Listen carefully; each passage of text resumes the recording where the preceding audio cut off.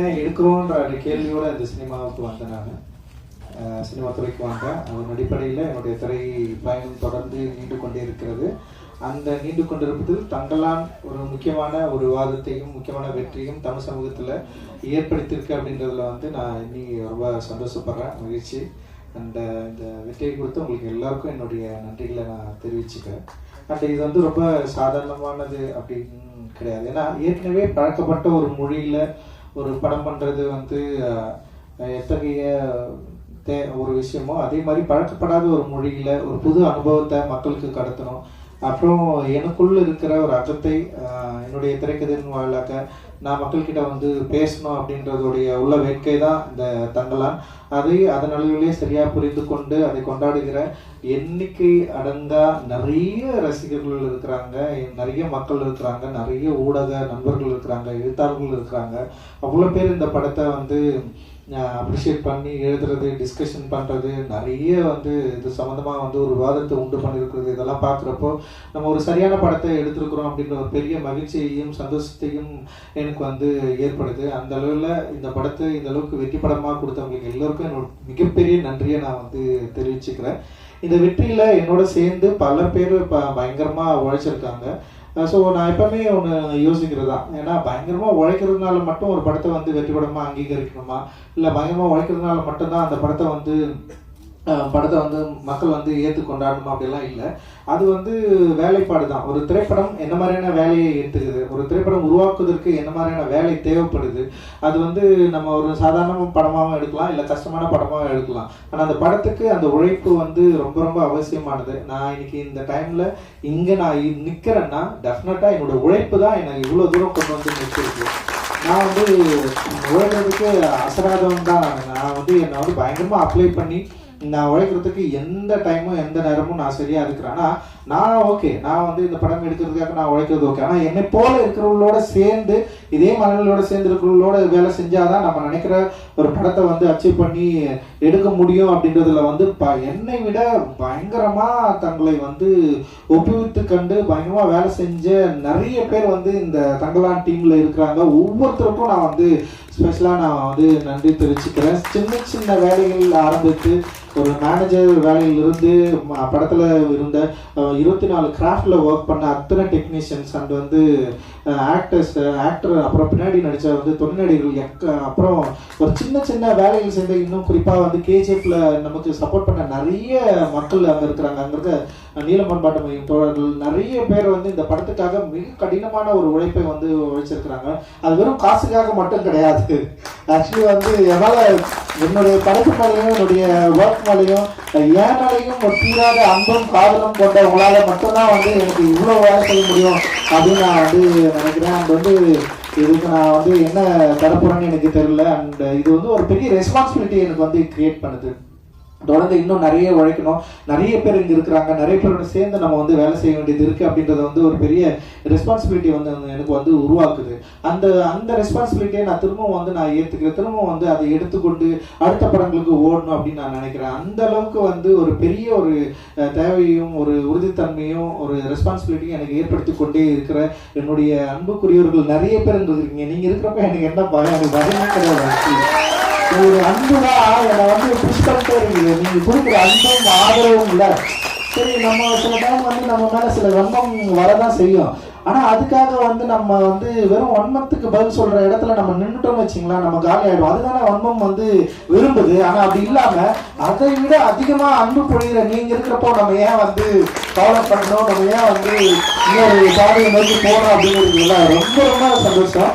ஏன்னா அவ்வளவு பாசம். ஏன்னா எனக்கு தெரியல, ஒரு படைப்பாளிக்கு ஒரு இயக்குனருக்கு ஏன் இவ்வளவு பாசத்தை கொடுக்கணும், ஏன் இவ்வளவு அழணும், இவ்வளவு ஏன் கொண்டாடணும், இவ்வளவு ஒரு ஆதரவை ஏன் கொடுக்கணும். வெறும் தமிழ்நாட்டில் மட்டும்தான் பரவாயில்ல, ஆந்திராவில் எங்கெல்லாம் படம் ரிலீஸ் ஆகிருக்கோ அங்கே எல்லா இடத்துலையும் ஏன் இவ்வளவு ஆதரவை எனக்கு கொடுக்கணும். படமே ரிலீஸ் ஆகாத Maharashtra and north India, Delhi, இது எல்லா இடத்துலையும் ஏன் நம்மளை இவ்வளவு ஒரு என்ன சொல்றது ஒரு ஆதரவோட நம்மளை தூக்கி பிடிச்சி நம்ம ஏன் இவ்வளவு நம்மளை கொண்டாடணும் அப்படின்னா நான் பேசுற கருத்து தான் அதை மிக முதன்மைப்படுது. என்னோட ஒர்க்கை பார்த்து தான் அதில் முதன்மைப்படுது. ஒர்க் வேல்யூ இல்லைன்னா நம்ம யாராவது வேல்யூ பண்ணுவாங்களா?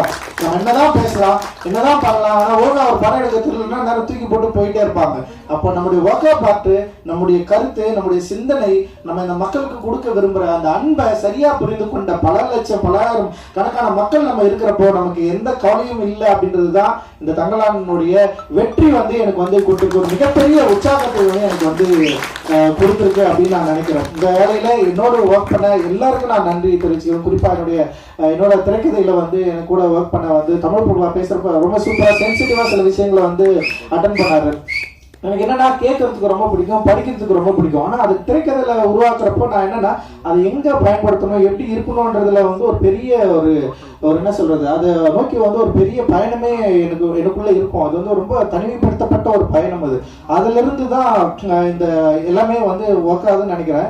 அந்த வேலையை இப்ப என் கூட சேர்ந்து வேலை செஞ்ச தமிழ் பிரபா என்ன சரியா புரிஞ்சுக்கிட்டாரு அப்படின்னு நான் நினைக்கிறேன். அந்த அழகிப்பிரனுடைய அந்த டயலாக்டும் அந்த நாங்க எழுதுனதை அப்படியே ஒரு வார்த்தையை வேற லெவல்ல மாத்தி கொடுத்தாரு. அது அவருடைய அந்த டயலாக் டெலிவரி தான் இந்த படத்தை இன்னும் உயிர்ப்பா மாத்திச்சு அப்படின்னு நான் நினைக்கிறேன். அது பயங்கர ஒரு அவுட்ஸ்டாண்டிங்கான ஒர்க்கா இது என்னன்னா இன்னும் இது ஒரு பல ஆய்வாளருக்கு பல காலங்கள் கடந்து இது ஒரு பெரிய ஒரு பொக்கிஷமா மாறுற அளவுக்கு இந்த படத்துல இருக்கிற வேலைப்பாடுகள் இருக்கிறத நான் என்னால பார்க்க முடியுது. அண்ட் என் கூட ஒர்க் பண்ண அந்த ஆர்ட் டைரக்டர் எஸ் மூர்த்தியோட ஒர்க் அவர் பயங்கரம் நம்ம செம்ம சூப்பரா ஒர்க் பண்ணி கொடுத்தாரு.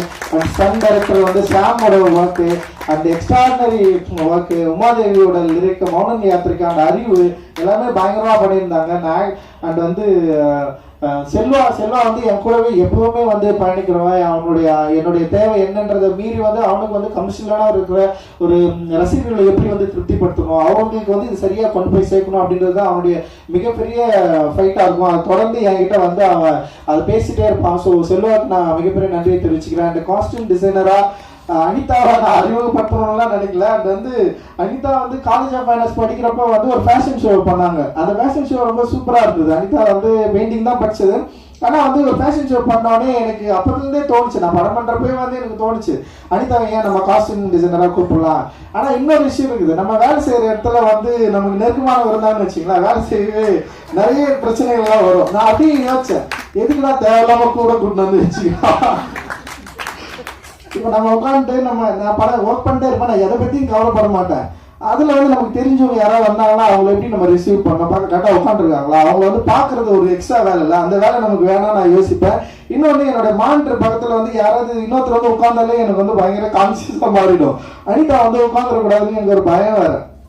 சரி, அனிதா செட்டில் வந்தோடனே ஃபர்ஸ்ட் சொன்னது அதுதான், தயவு செஞ்சு பக்கத்துலலாம் உட்காராத, நீ ஒர்க் பண்ணுன்னு சொல்லி. ஏன்னா பெரிய ஆர்டிஸ்ட், செம சூப்பரான ஆர்டிஸ்ட் அனிதா.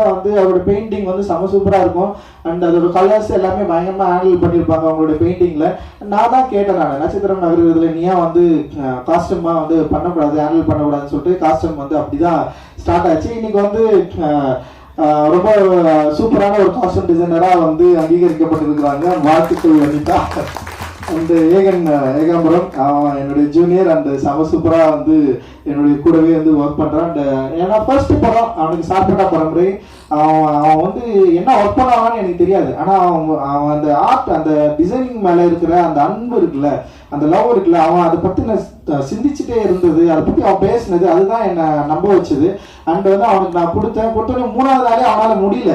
அவனுக்கு பெரிய ஃபைட் இருக்குது, இங்க இருக்கிற சினிமாவில் இருக்கிற ஆட்களை ஹேண்டில் பண்ணவே முடியல. நான் தான் சொன்னேன், எப்படியாவது பண்ணா நீங்க அப்படின்னு சொன்னேன்.